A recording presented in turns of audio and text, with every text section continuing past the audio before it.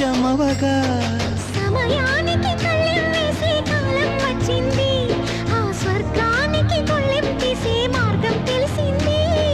కామునికే మైకం కమ్మే యాగం జరిగింది, గోపాలునికే పాఠం చెప్పే యోగం దక్కింది.